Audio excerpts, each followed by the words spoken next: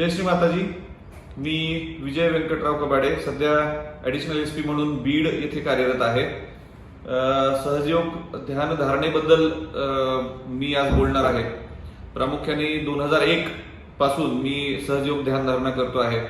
विशेषतः मी विद्यार्थी असताना एकाग्रता असो किंवा स्मरणशक्ती असो, या काही म्हणजे मला प्रॉब्लेम्स होते. त्यासाठी कुठली तरी ध्यानधारणा सुरू करावी, मनस्वास्थ्य आपलं सुधारण्यासाठी काहीतरी ध्यानधारणा केली पाहिजे अशी मला गरज वाटल्यामुळे एका मित्राच्या सांगण्यावरून मी सहजयोग ध्यानधारणेकडे वळलो.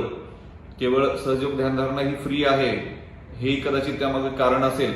आणि साधारण 2001 पासून मी सहजयोग ध्यानधारणेमध्ये आहे. याचा प्रामुख्याने मला फायदा निश्चित मी त्या काळात स्पर्धा परीक्षा देण्याचं ठरवलं होतं. स्पर्धा परीक्षेच्या माध्यमातून एक चांगलं करिअर घडवण्याचं ठरवलं आणि यासाठी मला भरपूर अभ्यास करावा लागणार होता, भरपूर मेहनत घ्यावी लागणार होती. त्यासाठी एकाग्र चित्तता असायला हवी होती, स्मरणशक्ती चांगली असायला हवी होती. ही प्रामुख्याने माझी गरज होती. म्हणून मी सहजयोग ध्यानधारणा सुरू केली होती आणि याचा निश्चित मला फायदा झालेला आहे.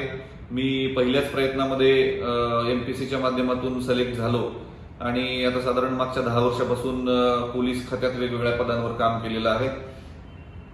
विशेषतः सहयोगाबद्दल सांगायचं असेल तर सहयोगाच्या माध्यमाने, सहयोगाच्या ध्यानधारणेमुळं आपलं मनस्वास्थ्य तर निश्चित सुधारतं, पण शरीर स्वास्थ्य सुद्धा आपलं सुधारतं. एक चांगलं प्रबळ मन, एक चांगलं प्रबळ शरीर घडवण्यासाठी खूप जास्त कार्यरत, चांगलं काम करतं. हे निश्चित मी स्वतः अनुभवलेलं आहे. मागील 10 वर्षापासून पोलीस खात्यात काम करत असताना जॉब प्रोफाईल बऱ्यापैकी व्हायब्रंट असताना मी खूप चांगल्या पद्धतीने काम करू शकलो आहे पोलीस खात्यामध्ये.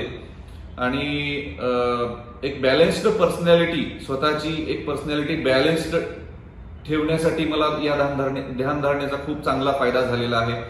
या व्यतिरिक्त लहान मुलं असो, गृहिणी असो, विद्यार्थी असो, तरुण असो, सर्वांसाठीच सहजयोग ध्यानधारणा ही खूप गरजेची आहे, खूप चांगली आहे.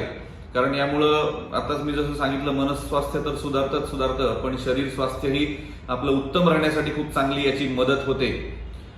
ज्यांची धकाधकीची जीवनशैली आहे, अगदी स्ट्रेसफुल लाईफस्टाईल आहे, उदाहरणार्थ पोलीस विभागातली असो, आरोग्य विभागातली असो, किंवा ज्यांना स्पर्धा परीक्षा द्यायची आहे, ज्यांना खूप मेहनत करायची आहे, ज्यांना स्पर्धेच्या युगाला तोंड द्यायचं आहे, अशा विद्यार्थ्यांसाठी सुद्धा सहजयोग ध्यानधारणा खूप गरजेची आहे.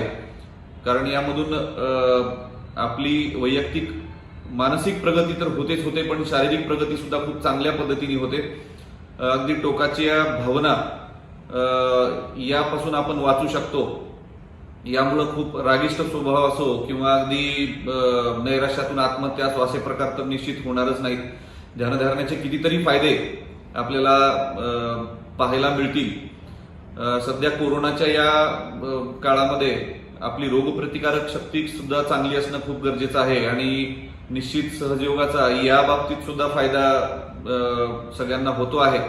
सहजयोग ध्यानधारणेमुळे रोगप्रतिकारक शक्ती सुद्धा वाढण्यासाठी खूप मदत होते. याबाबत कितीतरी आता रिसर्चेस होत आहेत. तर माझं सर्वांना एकच आव्हान असेल, विशेषतः स्पर्धा परीक्षा देणाऱ्या तरुणांना माझं आव्हान असेल की आपण सहजयोग ध्यानधारणेमार्फत आपली स्मरणशक्ती असो, आपली एकाग्रता असो, हे वाढवण्यासाठी आपण प्रयत्न करावेत. एकंदरीतच आपली लाईफस्टाईल या ध्यानधारणेमुळे सुधारून जाईल असा विश्वास मी आपल्याला देऊ इच्छितो. या प्रसंगी सर्वच सहजयोगी असो किंवा ज्यांना सहजयोग ध्यानधारणा करायची आहे, अशा व्यक्तींना मी एकच सांगू इच्छितो की सहजयोग हा पूर्णपणे फ्री आहे. आपल्याला कोणी पैसे यामध्ये मागणार नाही आणि हे आपल्यासाठी आहे. निसर्गाने आपल्याला दिलेलं एक वरदान आहे. या दृष्टिकोनातून आपण सहजयोग ध्यानधारणा करावी आणि स्वतःसाठी निश्चित यातून खूप फायदे आहेत. हे आपल्याला जसं आपण ध्यानात एकाग्र व्हाल तसं आपल्याला कळूनच जाईल.